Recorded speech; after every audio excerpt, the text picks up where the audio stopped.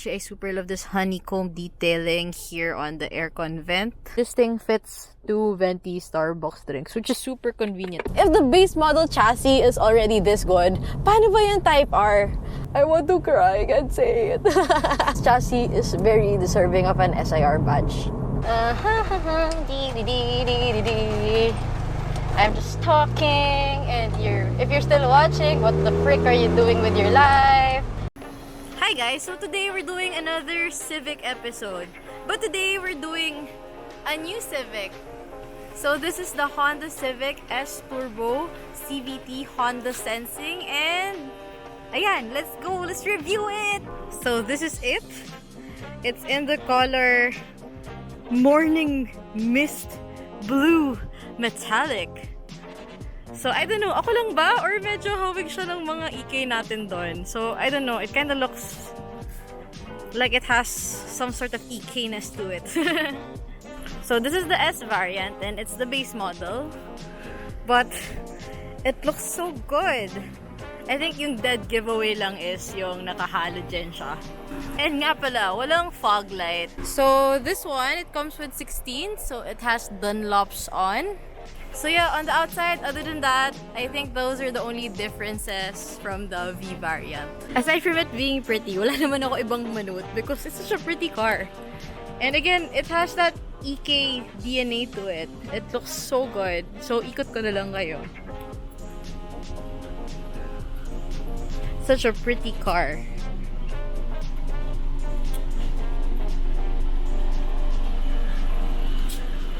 Oh yeah, I forgot. These are not power mirrors pala.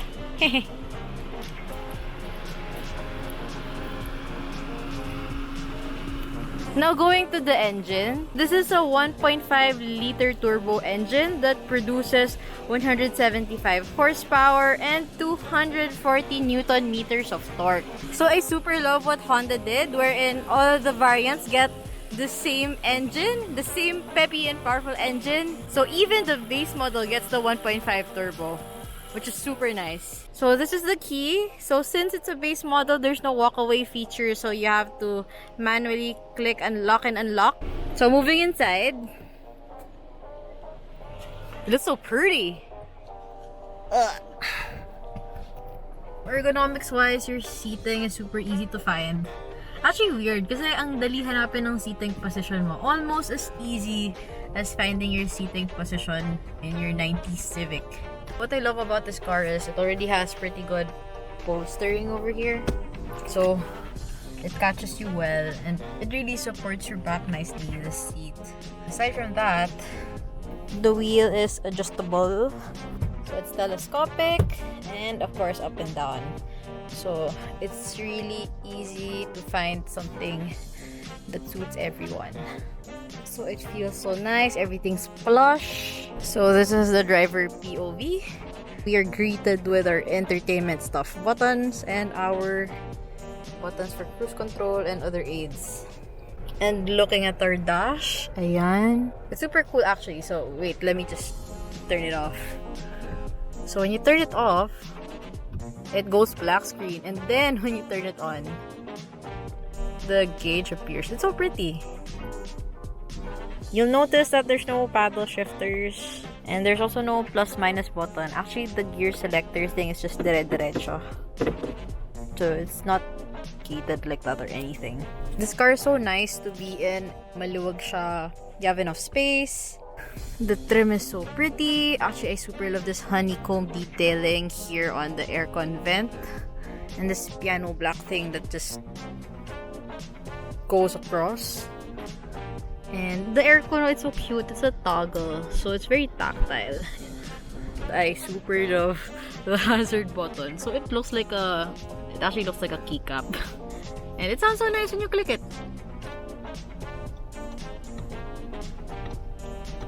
It sounds very solid. And if you like tactile stuff, you're going to appreciate the knobs. Listen to this. The knobs sound so pretty. And look at this. The button thing is actually digital. Look. Shanan. So pretty. And yeah, so all your air controls are here, and the controls are super nice to turn and touch. And then you can also see what you're doing here over at the infotainment area. All the buttons sound so nice. Listen to this. Look, it's so pretty. Doesn't feel like a base model. So this is our head unit thing. We can connect our phone, so we can use Android Auto, which is super convenient. So moving on to the center, you get your Android Auto USB port, so you connect your phone here. Then here we have a cigarette lighter. Oh no, I'm so sorry. It's so embarrassing. So here we have a cigarette lighter port, wherein you can plug in more chargers. There we go. Moving here, we have two very nice cup holders. Thing goes up to keep your drink in place. So this can fit big drinks, which is nice. And if you have more drinks, aside from you being able to put your bottles there, you can also put it here. Actually, this thing fits two venti Starbucks drinks, which is super convenient because I love coffee. So our controls over here are for adjusting the side mirrors. The buttons feel so nice talaga, I swear. Button review. And we have our lock, unlock, and our bintana controls. The door handles are super nice, so they're bakal. And it feels so solid. Yeah. So nice. So as a girl, we always check this thing, our sun visor, kung ano yung mirror niya. So this is it. Chanan! So it doesn't have ilaw. That's okay. I can touch up my makeup na like this. So I really love being in this car. I think my least favorite thing about the interior is actually the plasticky wheel. I feel like the experience would be nicer if it was leather. But then again, this is a base model and it's pretty good enough. And what's super nice is actually the visibility. It's almost 90s level of... There's a lot of big glass. So actually, when I engage this in reverse... Wait, let me just do that. There. Pero I sometimes tend to forget about this thing until the very last minute because of how good the visibility of this car is. So yeah, with the big glass, it's super maaliwalas inside. The greenhouse is so nice. It's nice to take pictures here. And nakakagana siya mag-drive because of a really bright environment. The seats are nice. The controls are nice. All the buttons. Feels good to be in. Feels good to drive. So here's the rear seat. I'm reclined. I can still extend my legs. So take note, this is my normal driving position and I'm still pretty maluwag. And headroom wise, that's a lot. So note lang then, this base variant doesn't have aircon vents here. But still, the aircon cold, so I'm okay. As a passenger, you get your little armrest and of course you have cup holders, which is nice. For my Starbucks. So for the rear, your trunk button is actually here on the door. So let's click that. I heard it. So this is how much space you have. Ayan. So those are my camera bags. Meaning maluwag pa. And I can lie down there so you know it's maluwag.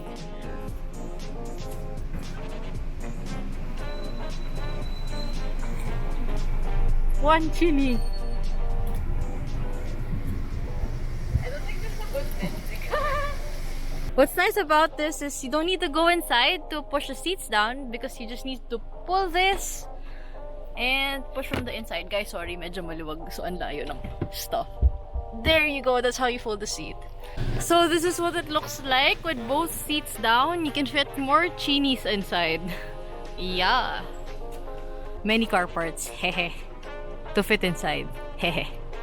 So one little complaint I have of the base variant is when you close this, there's no button thing to push here. So you have to either go inside, click the unlock button, or use the one on the key. But I do like that when you press the key, it auto opens. So that's real nice. Lalo na when I'm holding a shit ton of groceries. Okay, driving impression time. First off, finding the driving position is easy kasi tilt and telescopic yung steering wheel. Everything is ergonomically within reach and nothing is out of place. Visibility-wise, visibility is excellent. I can see everything out the windows. Okay lang na it doesn't come with a 360 camera kasi it doesn't need it. I even forget na there's a backup camera when I'm reversing. I just instinctively look at my mirrors and it's enough. Actually, it's only when I'm nearing the wall na when parking do I realize, ay, oo nga no, may reverse camera pala to. And that's when I remember to use it. Yeah, sige. Look at that. Abot ba? Abot. Wow, abot. What the fuck? So nice. Whoa, I wasn't expecting it to abot. Speaking of steering, the rack is pretty quick. So it's only 2 1/4 turns lock to lock. That's crazy. And I'm happy to report that this seems to have speed-sensitive power steering.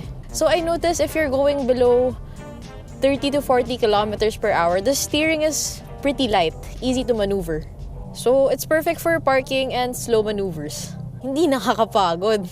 But go above that, the steering becomes pleasantly weighted. The feedback is good and it's confidence-inspiring because you know exactly what your front tires are up to. And onto the brakes. So a lot of modern cars tend to overboost their brakes to make them feel stronger than they actually are. So in effect, it's twitchy and it's hard to drive smoothly. But that's not the case with the Civic. The brakes are also pleasantly weighted and linear. So you get the precision to modulate the brakes correctly every time. Confidence-inspiring kasi you know you can brake exactly the way you want to. The chassis naman is stiff, stiff. You feel that the flex and give is mostly being done by the suspension and not the chassis. And that's how it's supposed to be. In effect, even with the not-so-stiff suspension, the car still responds to your inputs sharply.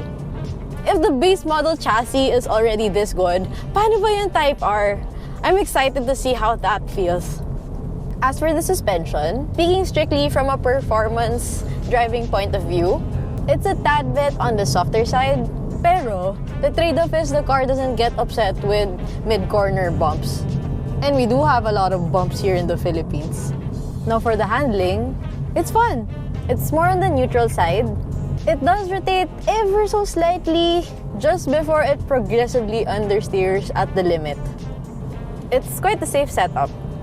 So it's a fun car that I'd be able to confidently recommend to anyone at any driving skill level. And now for the crowning piece, the engine. The engine is wow eh. With peak torque coming in at 1700 RPM, this car can really get you up to speed. If you note, we keep on saying that this car is very confident. Pair that with this engine, you'd be breaking the speed limit before you know it. Going at 100 kilometers per hour, this car feels like it's only doing 80. So it's quite important to pay attention to the speedometer to avoid getting speeding tickets. But if you're finding yourself having too much fun, na it's hard to keep under the speed limit, fret not because even the base model has Honda sensing already. So just set your adaptive cruise control to the speed limit and let the car do its thing. Now all that power is transmitted through a CVT transmission to the front wheels. And it's not a bad CVT transmission. It reacts fairly quickly to your throttle input. And in sport mode, it makes sure you're in the power band to make overtaking super easy. And when you're not hammering on the throttle, it can keep your RPM below 2,000 at 100 kilometers per hour to save on a lot of fuel. Speaking of fuel consumption, the computer is telling us that we're averaging 12.1 kilometers per liter. So don't mind the reading kasi walang economic driving nangyari while we were testing out this car. It's so much fun that it's hard to do any economic driving. And now we get to the part of the review that's hard to quantify on paper. Good job, Honda. They've created the Civic in the spirit of what an actual Civic should be. Let's be honest, after the EG and the EK chassis, the Civic has gotten quite a bit bloated. But don't get me wrong, they weren't bad. The FD chassis is still actually the choice for Philippine GT racing, and the FK8 is probably one of the fastest front-wheel drive cars ever made. But compared to the 90s Civics, the latter Civics had something of a shoulder pad thing going on. It feels chunky, a bit bulky. It doesn't help that visibility progressively got worse also. But this is a modern 90s Civic. Sitting here, ISTG for fur, it's like I'm sitting in a Civic EK. And don't let its size fool you. This car is very light on its toes. This Civic has lost its shoulder pads and finally feels like a lightweight athlete again. The visibility, the seating position, the whole vibe. This is a Civic EK. And we even joked that the S variant base model completes the 90s vibe better because you need to click on the remote to unlock the car. You get your Prindle shifter without any paddle shifters, just your Prindle. There's no manual mode. So the trunk doesn't have a physical button, so you have to reach for the in-cabin switch to open it. Bro, it even has halogen headlights. Can't get any more 90s than that. Though mind you, the halogens are actually pretty good. Here's a sample from a pitch black mountain road.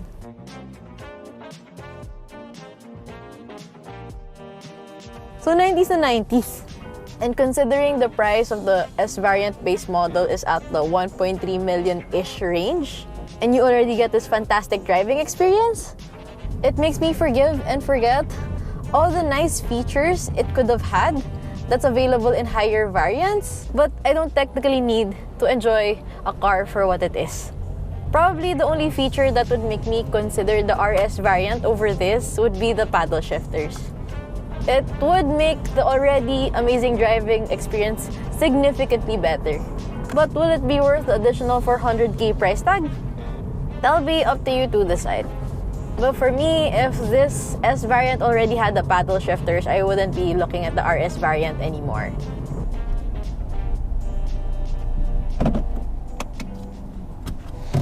So you're definitely gonna love this car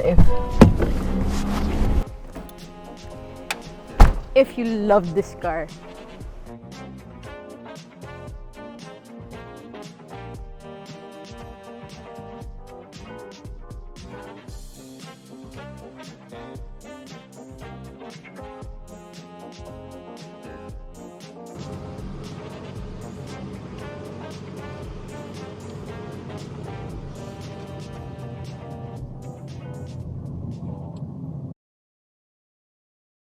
So here's an open letter to Honda Philippines. And if you guys watching this feel the same, help this message reach the right people in Honda Philippines. Currently, in the Philippine market, there's no other affordable, competitive motorsports platform that's available brand new in the 170 horsepower range.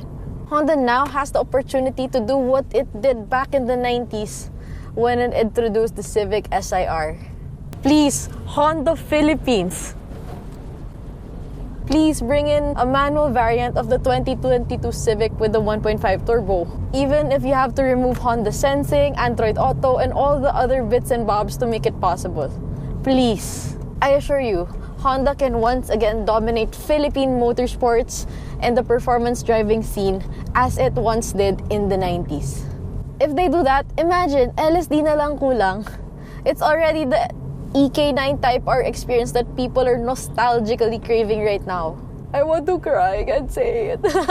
Over the years, Honda's reputation of providing the Philippines with the race car of choice has ended with the Civic FD. Honda Philippines, it's now time to take back the throne at the very top of Philippine performance driving with this chassis. Imagine, with 1.3 million or less, you can go toe-to-toe with cars worth 2 million up. Honda, you are the power of dreams. And you delivered that dream to the Philippines back in the 90s with the SIR. It's about time to do it again, now.